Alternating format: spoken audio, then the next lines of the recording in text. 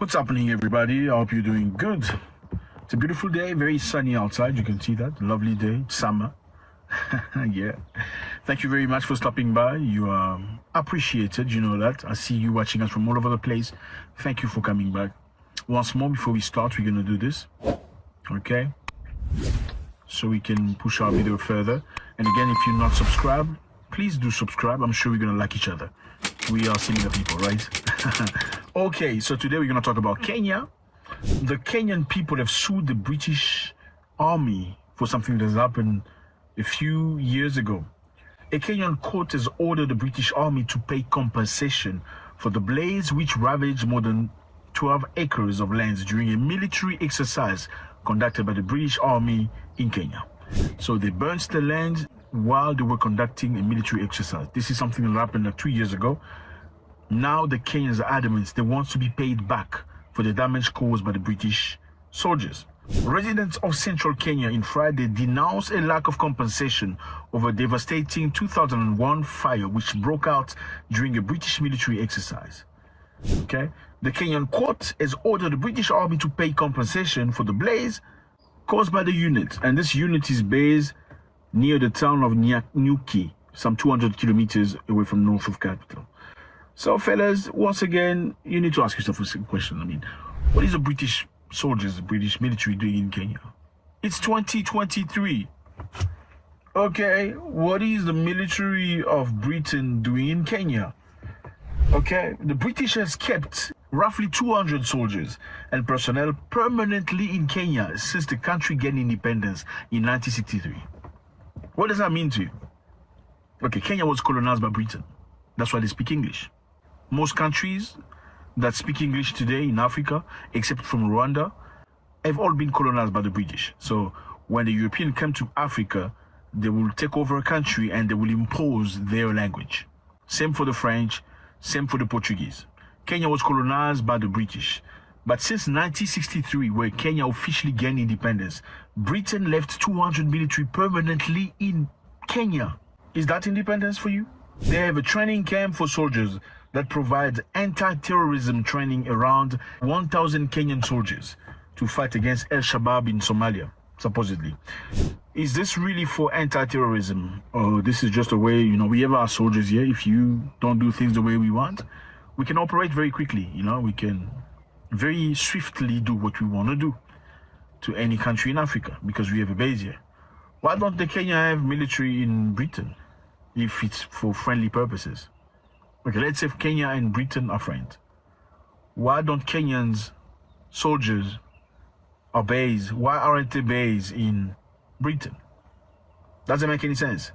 So 2 years ago, one British soldier wrote on Snapchat, 2 months in Kenya. Okay, this is a guy that came to Kenya to do training, and he meant, he wanted to do a Snapchat. Sometimes you do things, you don't understand, some things don't go online. He did it. He was young.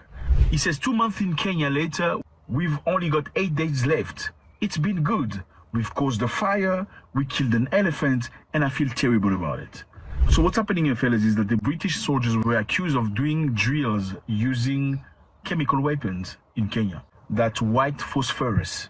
However, the British soldiers have denied using white phosphorus.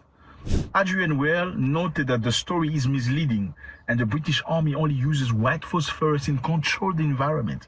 We use it, but only in controlled environment, not in Kenya, for training purpose. It poses no risk to humans or animals, including livestock and wildfire. We train with it. It's when conditions allow. If it's very dry, windy, we do not use it because it can start a fire. In terms of environmental impact, it is not different than any other high explosive used by other military across the world. This is a chemical weapon. You're not supposed to use it. Russia was accused of using it in Ukraine. They made a big noise about it. White phosphorus. When this thing falls on you, it burns through your skin to the bone. It burns the bone throughout the bone, yeah. This fire doesn't die.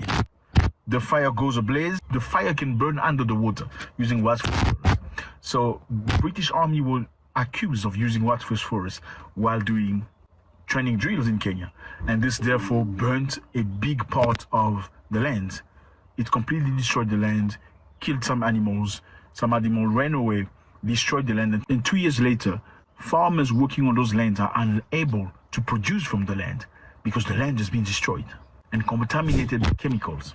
Those affected are seeking compensation for environmental damage, as well as payment for medical problems such as serious breathing difficulties, permanent issues with eyesight, which they say resulted from the fire. Many farmers have not been able to grow back the crops and regain the livestock that was lost in the terrible fire. Okay, so they went to court, and obviously, you know, some of the Kenyans are corrupt. You need to say that, even in judicial, unfortunately, and they're trying to play with them this way. And in the meantime, the British advocates say the Kenyan court does not have a jurisdiction over the British army in the land. Okay, so this is a foreign country's military regiment training in our African land, but you're telling our court, our legitimate court, they have no power over them, even though they've done damage, permanent damage in many people's lives. So fellas, again, I mean, this is what I always say. It's very sad to see situations like this happen. Many things have happened in Africa, many damage done by former colonial countries. It's very sad. There's a case that was reported in Kenya of a young lady named Agnes Wanjiru.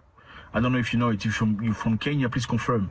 Agnes Wanjiru, that was, unfortunately, I'm not going to say that because we're being censored, after she went to a hotel with a British soldier. Okay, she was nowhere to be found for a few days, and later on they discover her in a septic hole.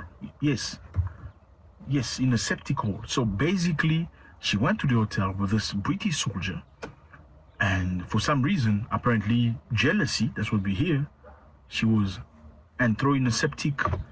Yeah. And now, how did they discover that? They found out through a WhatsApp group.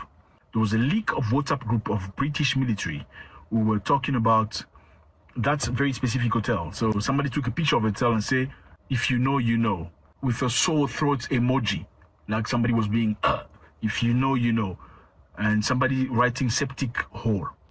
You know what I mean? Septic hole. What does septic hole mean? That's where they found Agnes Wanjiru. So, okay, let's say you have nothing to do with this. So you just take a picture of a hotel, you say, if you know, you know, and then you put sore throat emoji, then you say septic hole. What does that have to do with anything? You know what I'm saying? So it's very sad. And the media in Britain did not talk about this. They're trying to portray this Agnes Wanjiru as a prostitute. They say she was a prostitute going with a British soldier. No, she wasn't.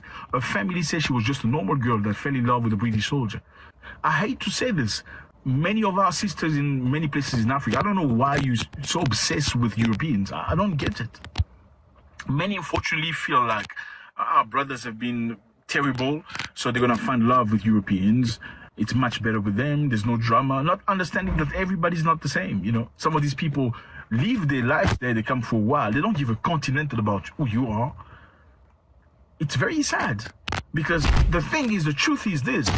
The way you as a black man will be scrutinized before she says yes to you is not the same way she will scrutinize a guy from Europe who's different than me. That's the truth. They come with a green light. They come with a visa. It's like immediately, please marry me. Take me with you.